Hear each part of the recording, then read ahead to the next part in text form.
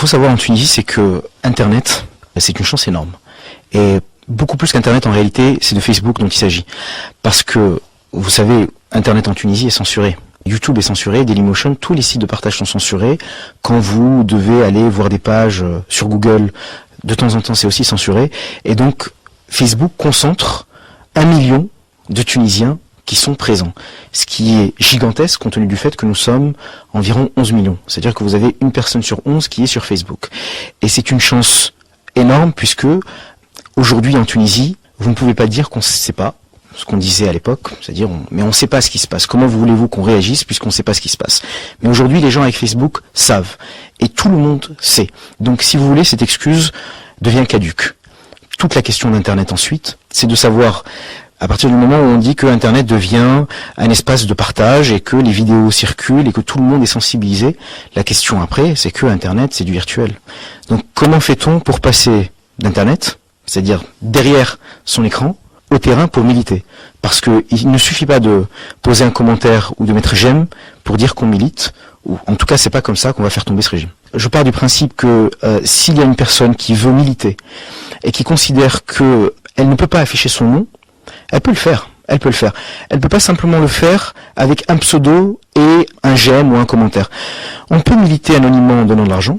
On peut militer anonymement en écrivant des articles, on peut militer anonymement en partageant des vidéos et en soutenant ceux qui ont la détermination et le courage d'aller sur le terrain. C'est un soutien, mais le soutien ne peut en aucun cas s'arrêter à un commentaire ou un soutien moral, parce que le soutien moral, on peut demain essayer de faire des actions, c'est pas avec un soutien moral qu'on pourra mener ces actions à bout. Parce que il faut pas oublier que de l'autre côté, c'est un régime qui a beaucoup d'argent, puisque là, il a l'argent du peuple tout entier. Et donc, si le peuple veut récupérer ses richesses, il faut qu'il y mette les moyens. Et c'est toute une question, il n'y a pas encore de culture du don en Tunisie, mais c'est une culture qu'il faudra instituer, c'est-à-dire qu'il faudra donner à tous les mouvements de bonne foi les moyens de fonctionner, et c'est pour ça que nous, on appelle les gens à nous aider. Et pour Facebook, ça veut dire qu'il n'y a pas de censure du tout? Alors, sans entrer dans des détails techniques, le régime peut censurer une page, puisqu'il peut censurer une adresse, une URL. En revanche, Facebook est viral, c'est-à-dire que quand vous mettez une vidéo sur votre page, il y a des gens qui vont la prendre, qui vont la diffuser, et le régime ne peut pas se permettre de censurer tous les profils en Tunisie. Mais il en censure déjà pas mal. C'est de toute façon un de trop, puisque c'est aussi une question de principe. Vous parliez donc du phénomène majeur selon vous, c'est Facebook. Qu'est-ce qu'on observe d'autre? Est-ce que par exemple il y a beaucoup par le biais des téléphones, des smartphones en l'occurrence, beaucoup de petites vidéos qui circulent? Est-ce qu'il y a des blogs? Est-ce qu'il y a d'autres choses en ligne qui se sont développées ces derniers jours, ces dernières semaines? Alors, pas seulement ces dernières semaines, depuis longtemps déjà, mais c'est vrai que on prend des vidéos avec les smartphones. On prend des vidéos, on fait des photos qu'on envoie ensuite sur Facebook. Si vous voulez, c'est comme ça que je pense qu'on va peut-être arriver à une révolution participative, si les choses se font bien. C'est-à-dire que le citoyen en Tunisie est aussi devenu journaliste. Pour une raison simple, c'est pas parce que les journalistes ne font pas leur travail. Les journalistes en Tunisie, en tout cas les vrais, et il y en a, font un travail qui est à la fois sincère et admirable. Ces gens-là étant identifiés, on fait tout pour les empêcher de travailler, et avec la manière forte. Donc, le terrain journalistique, entre guillemets, c'est un tout petit peu déplacé vers le citoyen qui a pris conscience que dans la mesure où rien n'était couvert et que les vrais journalistes avaient du mal à couvrir certains événements, les couvraient lui-même. Et ça, c'est une vraie avancée. Les grands classiques en la matière, la réponse entre guillemets du pouvoir, c'est des pages d'erreur pour l'internaute, c'est des virus, c'est quoi? Comment ça se présente? Vous avez tout. Le plus fréquent, c'est la censure du site. C'est-à-dire que quand vous vous connectez, vous avez la fameuse erreur 404. C'est le problème qu'on rencontre le plus fréquemment, mais pour des sites qui sont beaucoup plus actifs, je parle notamment de mes amis de Newet, je sais qu'il y a des attaques qui sont récurrentes, mais on tient bon puisque ces attaques sont aussi déjouées, donc Viral, il y a tout un arsenal qui est mis en œuvre pour faire en sorte que le site ne fonctionne plus, qu'il bug, qu'il soit piraté. Mais vous savez, alors il y a quelque chose d'intéressant, c'est qu'il y a un mouvement inverse aujourd'hui. C'est-à-dire qu'il y a un groupe qui s'est formé, qui s'appelle Anonymous, qui existait déjà, et qui a décidé de faire la même chose. Pas qu'en Tunisie, ça concerne un spectre géographique plus large, mais de censurer les sites officiel, et le site du gouvernement a été censuré, et une symbolique très importante, c'est que le site de l'agence tunisienne de l'internet a également été censuré et piraté. On peut presque parler de cyberguerre alors, en l'occurrence.